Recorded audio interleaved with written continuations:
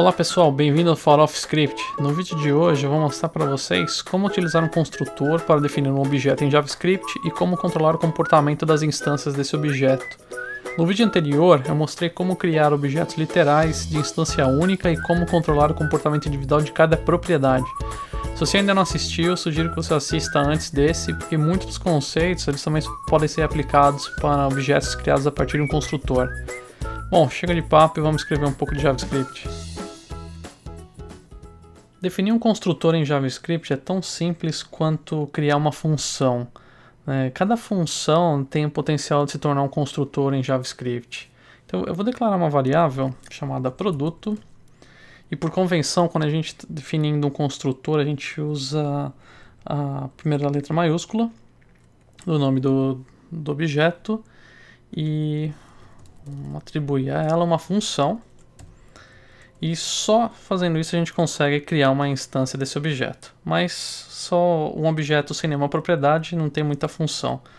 Então vamos adicionar aqui duas propriedades, nome e categoria. E a gente cria duas variáveis da instância, ou seja, o this é na verdade, é o que define a instância desse objeto. Então a gente vai criar uma propriedade chamada nome e atribuir a ela o valor recebido no construtor. Da mesma forma, a gente vai criar uma outra propriedade chamada categoria e também atribuir a ela o valor passado no construtor. E então a gente pode criar várias propriedades, a gente também pode criar uma função, por exemplo, chamada descrição, que vai só exibir no console o nome desse produto. Então vamos lá, produto, nome, categoria,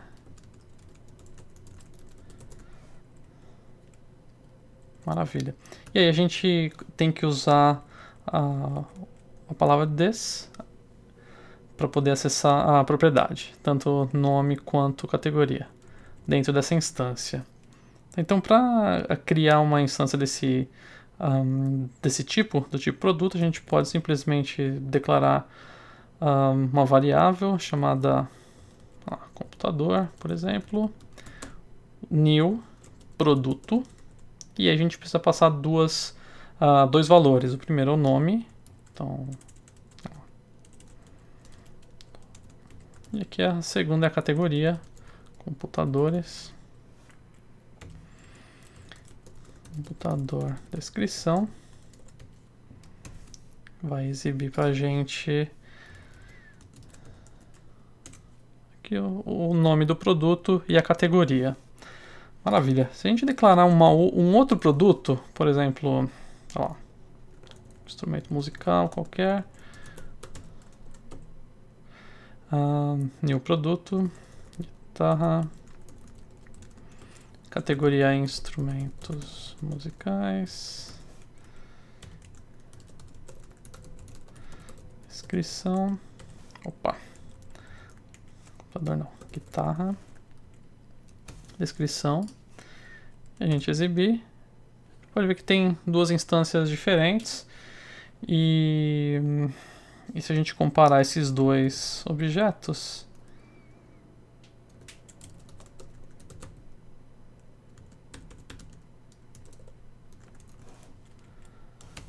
claro que a gente vai receber um valor falso, porque na verdade são duas instâncias completamente diferentes. Da mesma forma, a função descrição ela é diferente, apesar de ser uma função que tem a mesma implementação. Cada vez que a gente instancia um objeto, essa função também vai ser instanciada, ou seja, cada instância tem uma cópia da função descrição. Então, como uma melhor prática, a gente pode remover a função descrição de dentro da instância e, na verdade, associar ela ao prototype do produto. Então, o que está acontecendo aqui é o seguinte: Bom, o JavaScript ele é baseado em protótipo, né? Então, cada objeto que você cria, ele tem aí uma propriedade chamada prototype, que vale para aquele tipo como um todo, não para a instância em si. Então, nesse caso, o que acontece é que a função descrição ela vai ser criada apenas uma vez. Então, se a gente rodar de novo esse script, a gente vai ver que aqui ele retornou como true. Então, não importa a instância, a função é sempre a mesma. Tá? Então, é uma melhor prática definir as funções fora do produto mesmo, mas na verdade associar o prototype. Bom, maravilha. Outra coisa que eu queria mostrar para vocês é o uso de três funções, na verdade, que mudam o comportamento do objeto como um todo.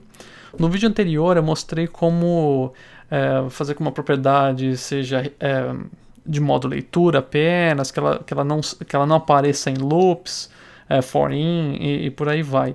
Tem uma forma de controlar se o objeto pode ser alterado ou não. Então a primeira função é chamada Prevent Extensions. Ela está debaixo do tipo Object. Então se a gente simplesmente chamar Object.Prevent Extensions e passar uma das instâncias que a gente criou, eu vou remover essa segunda que a gente não precisa mais. Vamos trabalhar com essa instância computador. O que acontece aqui é que se eu tentar adicionar uma propriedade, por exemplo, preço, e associar e atribuir um valor, a gente vai verificar que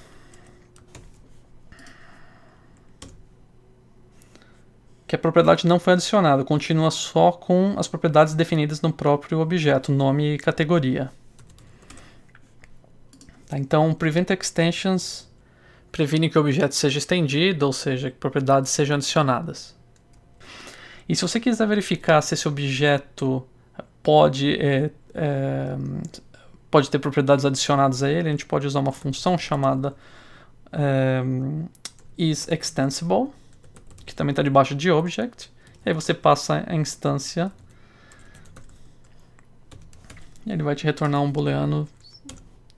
Maravilha, aqui ele vai falar que é falso, ou seja, propriedades não podem ser adicionadas para esse objeto. Uma outra função que está disponível é chamada seu. O que acontece com seu é que propriedades não podem ser adicionadas para esse objeto e da mesma forma as propriedades todas são marcadas como não configuráveis, ou seja, você não pode alterar se essa propriedade ela passa a ser só leitura ou não no meio do caminho. Então, se você no vídeo anterior eu mostrei como definir a propriedade usando define property. E aí você tem algumas opções, se essa propriedade é apenas de modo leitura, ou você pode esconder essa propriedade no loop for in. Então, se você sela o objeto, na verdade você não pode alterar aquelas configurações também. Tá? E da mesma forma que existe o método isExtensible para o Prevent Extensions, existe uma função chamada isSealed, que funciona mais ou menos da mesma forma. E aqui mostra que o objeto está selado, né? E eu também não consegui adicionar uma propriedade nova para esse objeto. Né? Por último, a gente tem a função freeze, que ela previne que propriedades sejam adicionadas ou removidas. Por exemplo, eu vou tentar remover aqui computador.categoria. E também vou tentar alterar o nome desse produto. Sei lá. Aqui tá. Né? E também existe uma função chamada isFrozen, que você recebe um booleano de volta falando se esse objeto está congelado ou não. Mas se eu executar esse script, a gente vai ver que eu não consegui adicionar a propriedade preço, que aqui não está, eu não consegui remover a propriedade categoria, que também está aqui, e eu não consegui alterar o valor da propriedade nome, continua como laptop. Tá? Então, essas três funções, Prevent Extensions, Seal e Freeze, você consegue controlar um pouquinho mais o objeto. Só um detalhe que é importante, no Object.Freeze, o que acontece é que ele congela o objeto, mas no primeiro nível. Se você tiver uma outra propriedade, por exemplo, fornecedor, por exemplo, né? E que ela é do tipo objeto, eu ainda consigo adicionar propriedades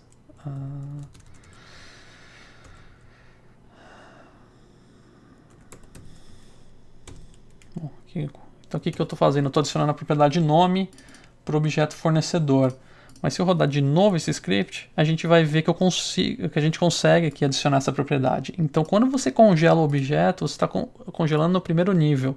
Se você quiser congelar o objeto inteiro, aí o que você tem que fazer? Você tem que fazer um loop em todas as propriedades e verificar se é objeto, se ela já está congelada ou não, e aí congelar para cada uma.